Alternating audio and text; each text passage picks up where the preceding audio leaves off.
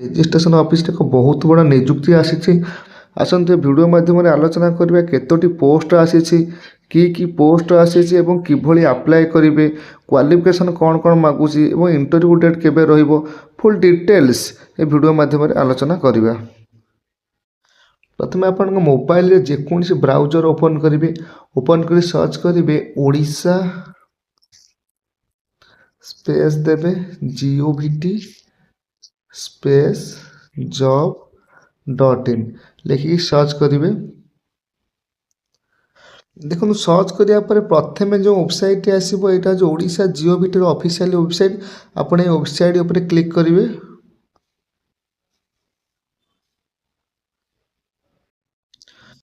ଦେଖନ୍ତୁ ବର୍ତ୍ତମାନ Odisha GOVTର officially website open ହେଇଗଲା। ତଳକୁ ସ୍କ୍ରୋଲ୍ କରିବେ। ଦେଖନ୍ତୁ ଏଠି କିଛି ଜବ୍ର ଲିଙ୍କ୍ ଦେଇଛି, 10th ଜବ୍, 10th ଆଉ 12th job, Odisha government job. ଦେଖନ୍ତୁ 10th ଜବ୍ ଲେଖିଛି, ରେଡ୍ କଲର୍ରେ ଅଛି। ଆପଣ এই 10th ଜବ୍ ଉପରେ କ୍ଲିକ୍ କରିବେ।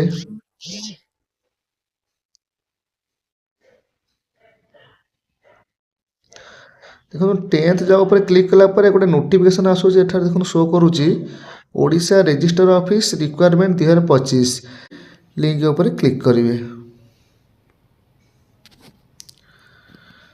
ଦେଖନ୍ତୁ କ୍ଲିକ୍ କରିବା ପରେ ରେଜିଷ୍ଟ୍ରେସନ ଅଫିସର ଅଫିସିଆଲ ସାଇଟ୍ଟି ଓପନ୍ ହେଇଗଲା ଏବଂ Odisha registration office requirement 2025 apply for 1000 post ଅଛି, ଅଧିକା 1000 ପ୍ଲସ୍ ପୋଷ୍ଟ ଅଛି। ତଳକୁ ସ୍କ୍ରୋଲ୍ କରିବେ। ଦେଖନ୍ତୁ ପୋଷ୍ଟଟି କେଉଁ ଅର୍ଗାନାଇଜେସନ୍ ତରଫରୁ ଆସିଛି ନା ଡିଷ୍ଟ୍ରିକ୍ଟ ସ୍କିଲ୍ ଡେଭଲପମେଣ୍ଟ ଅଫିସ୍ ତରଫରୁ ଆସିଅଛି। ଟାଇପ୍ ଅଫ୍ ଜବ୍ କ'ଣ ରହିବ ନା ରେଗୁଲାର ବେସିକ୍ ରଖିଛି ଏବଂ କ୍ୟାଟାଗୋରୀ କ'ଣ ରଖିଛି ନା ଓଡ଼ିଶା ଗଭର୍ଣ୍ଣମେଣ୍ଟ ଜବ୍ ରହିବ। ପୋଷ୍ଟ କ'ଣ ନା ଭେରିୟସ୍ ପୋଷ୍ଟ। ଏତେ ଦେଖିବା ଆଗକୁ କ'ଣ କ'ଣ ସବୁ ପୋଷ୍ଟ ଅଛି ଏବଂ ଆପ୍ଲିକେସନ୍ ମୋଡ଼୍ କ'ଣ ରହିଛି। ଦେଖନ୍ତୁ ଏଥିରେ କେବଳ ଇଣ୍ଟରଭ୍ୟୁ ରହିଛି, ଅଫଲାଇନ୍ କି ଅନଲାଇନ୍ କିଛି ଆପ୍ଲିକେସନ୍ ରଖିନି, କେବଳ ଇଣ୍ଟରଭ୍ୟୁ ରଖିଛି। ଡେଟ୍ କେଉଁ ଡେଟ୍ ସବୁ ଅଛି ଲାଷ୍ଟକୁ ଜାଣିବା। କେଉଁମାନେ ଆପ୍ଲାଏ କରିପାରିବେ ନା ଏଠାରେ ଓଡ଼ିଶା ପିଲାମାନେ ହିଁ କେବଳ ଆପ୍ଲାଏ କରିପାରିବେ ଆଉ ଚାକିରିଟା ଯଦି ପାଉଛନ୍ତି କେଉଁଠି ପାଇବେ ନା ଓଡ଼ିଶାରେ ହିଁ ପାଇବେ। ଦେଖନ୍ତୁ ଗୋଟେ ମେନ୍ ଜିନିଷ ଇଣ୍ଟରଭ୍ୟୁ ଡେଟ୍ ରଖିଛି, ଲାଷ୍ଟ ଡେଟ୍ 4 ଫେବୃଆରୀ 2025। ମାନେ ଏଥିରେ ବହୁତ ଇଣ୍ଟରଭ୍ୟୁ ଡେଟ୍ ଦେଇଛି, 7-8ଟି ଇଣ୍ଟରଭ୍ୟୁ ଡେଟ୍। କେଉଁ ଡେଟ୍ରେ ଆପଣ ଚାହିଁଲେ ଇଣ୍ଟରଭ୍ୟୁ ଦେଇପାରିବେ। ଲାଷ୍ଟ ଡେଟ୍ ରଖିଛି 4 ଫେବୃଆରୀ। ଫେବୃଆରୀ 4 ତାରିଖ ପୂର୍ବରୁ ଆପଣଙ୍କୁ ଇଣ୍ଟରଭ୍ୟୁ ଦେବାକୁ ପଡ଼ିବ ଏବଂ କେଉଁମାନେ ଆପ୍ଲାଏ କରିବେ ନା ବୋଥ୍ ମେଲ୍ ଆଉ ଫିମେଲ୍ କ୍ୟାଣ୍ଡିଡେଟ୍ ଏଥିରେ ଆପ୍ଲାଏ କରିପାରିବେ। ଏବେ ଦେଖନ୍ତୁ ଏଜୁକେସନ୍ କ୍ୱାଲିଫିକେସନ୍ କ'ଣ ମାଗିଛି ନା ଯଦି ଆପଣ ଏଥିରେ ଅଷ୍ଟମ ପାସ୍ କରିଥିବେ ମିନିମମ୍ କିମ୍ବା ଦଶମ କରିଥିବେ, +2 କରିଥିବେ, ତାହେଲେ ଆପଣ ଏଇ ପୋଷ୍ଟ ପାଇଁ ଆପ୍ଲାଏ କରିପାରିବେ।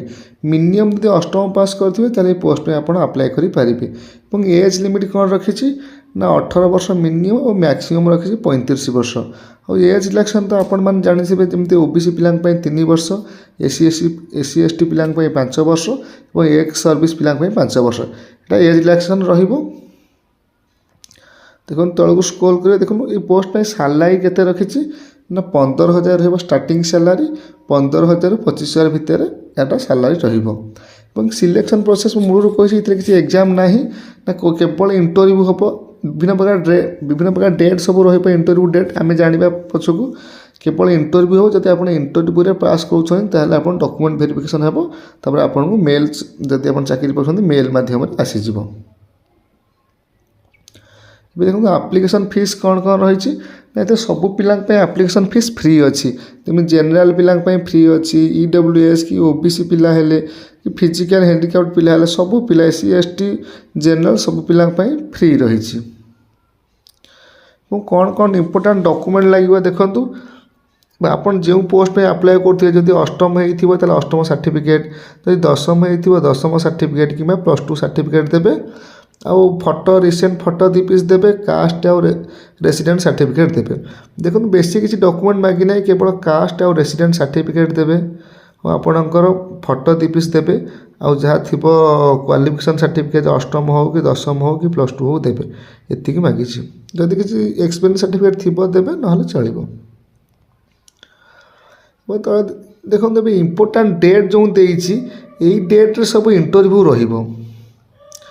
ଦେଖନ୍ତୁ এই ଯେଉଁ ଡେଟ୍ ସବୁ ମାନେ ସପୋଜ୍ ଆପଣଙ୍କ ବ୍ଲକ୍ ଯେକୌଣସି ବ୍ଲକ୍ ବି ହେଇଥିବ ଆପଣଙ୍କ ବ୍ଲକ୍ ପାଖରେ ଯଦି ଆପଣଙ୍କ ବ୍ଲକ୍ରେ ଯଦି ଡେଟ୍ ଥିବ ତାହେଲେ ଆପଣ ସେଇ ଡେଟ୍ରେ ଇଣ୍ଟରଭ୍ୟୁ ଦେଇପାରିବେ।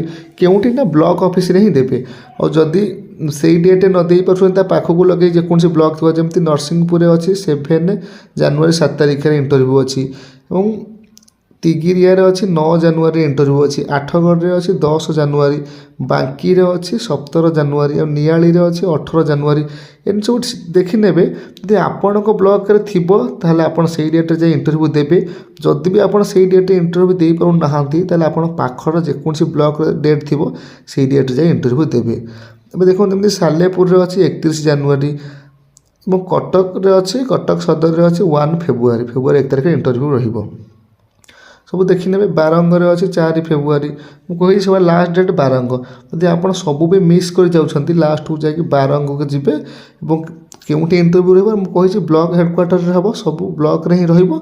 10ଟାରୁ 2ଟା ଟାଇମ୍ ରହିବ ଇଣ୍ଟରଭ୍ୟୁ। ଯଦି ମିସ୍ କରିଦେବ ଲାଷ୍ଟକୁ ବାରଙ୍ଗରେ ଯାଇକି ମଧ୍ୟ ଇଣ୍ଟରଭ୍ୟୁ ଦେଇପାରିବେ 10ଟାରୁ 2ଟା ଭିତରେ। ଏବେ ଦେଖନ୍ତୁ ତଳକୁ ଟିକେ ସ୍କ୍ରୋଲ୍ କରିବେ, ଟିକେ ଇମ୍ପୋର୍ଟାଣ୍ଟ ଲିଙ୍କ୍ ସବୁ ପଢ଼ିଦେବେ।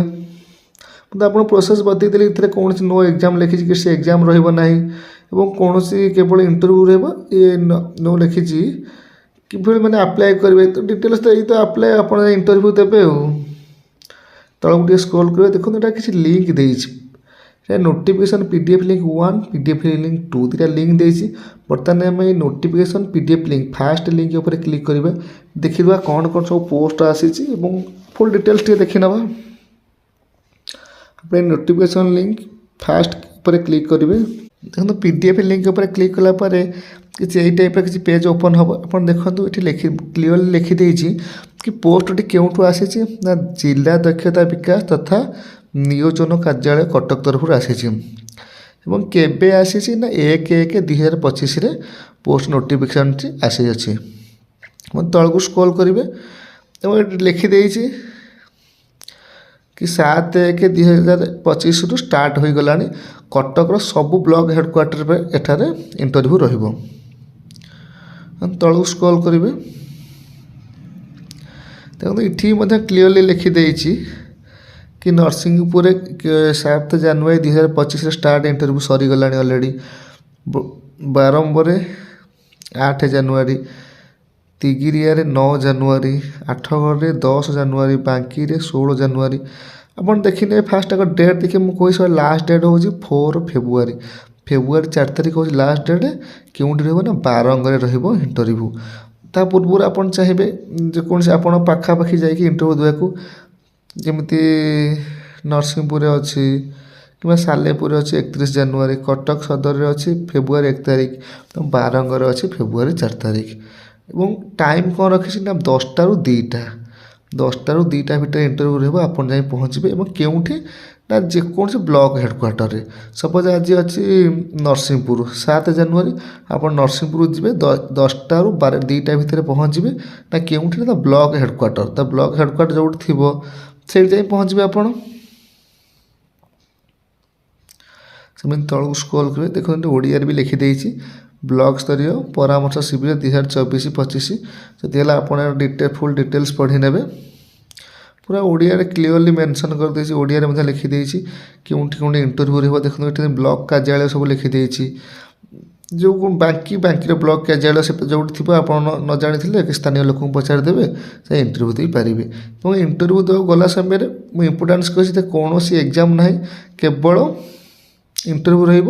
ଏବଂ ଇଣ୍ଟରଭ୍ୟୁ ଯିବା ଟାଇମ୍ରେ ଆପଣ ଯେଉଁ ଯେଉଁ ଡକୁମେଣ୍ଟ କହିଛି, ଯେମିତିକି କାଷ୍ଟ ସାର୍ଟିଫିକେଟ୍ କି ରେସିଡେଣ୍ଟ ସାର୍ଟିଫିକେଟ୍, ଆପଣଙ୍କ ଆଧାର କାର୍ଡ଼ ଏବଂ ଯାହା କ୍ୱାଲିଫିକେସନ୍ ସବୁ ନେଇକି ଯିବେ। ମନେକରି କାଷ୍ଟ, ରେସିଡେଣ୍ଟ, ଆଧାର କାର୍ଡ଼ ଏବଂ କ୍ୱାଲିଫିକେସନ୍ ସାର୍ଟିଫିକେଟ୍, ଏ 4ଟି ଜିନିଷ ସାଙ୍ଗରେ ନେବେ, ଏବଂ ଫଟୋ 2 ପିସ୍ ଏତିକି ସାଙ୍ଗରେ ନେଇକି ଆପଣ ଯିବେ ଇଣ୍ଟରଭ୍ୟୁ ଦେବାକୁ।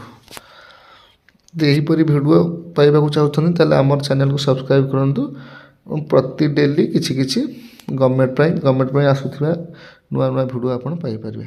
Thanks for watching.